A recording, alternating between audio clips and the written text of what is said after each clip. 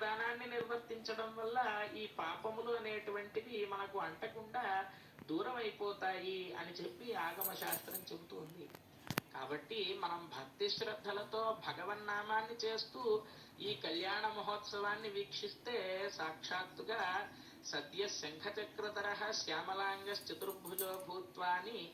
మనం అర్చనాన్ని నిర్వర్తించడం వల్ల ఎటువంటి మోక్షాన్ని ప్రసాదిస్తాడు పరమాత్మ అని చెప్పి వైఖానస భగవత్ శాస్త్రంలో చెబుతారు.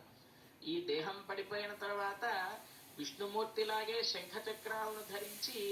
గరుడు మీద ఆరోహించి సమస్త లోకములన్నీ కూడా ప్రదక్షిణం చేస్తూ సకల దేవతల చేత నమస్కరింపబడుతూ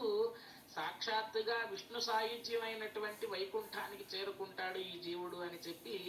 వైఖానస భగవత్ శాస్త్రం చెబుతూ ఉంది. ఆ విధమైనటువంటి మోక్షాన్ని కలిగించేదిగా ఈ కన్యాదాన కార్యక్రమాన్ని మనకు శాస్త్రం నిర్దేశించింది. అటువంటి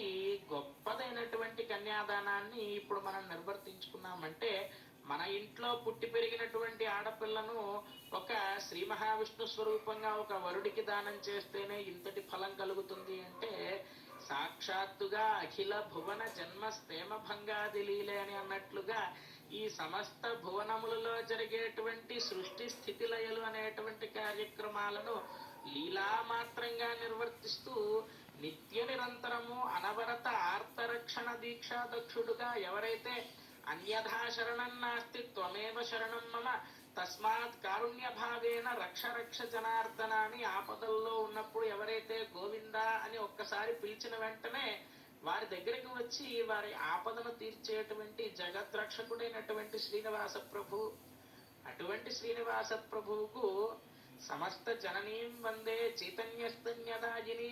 శ్రేయసీం శ్రీనివాసస్య కరుణామివ రూపిణీం అని అన్నట్లుగా ఆ శ్రీనివాస ప్రభువు యొక్క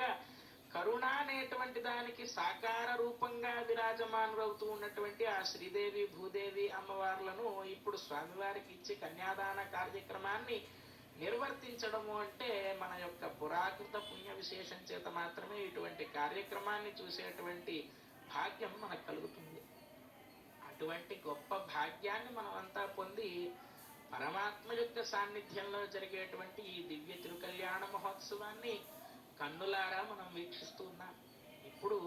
ఈ కళ్యాణ మహోత్సవంలో అత్యంత ముఖ్య ఘట్టమైనటువంటి మాంగళ్య ధారణాన్ని నిర్వర్తించడానికై అర్చక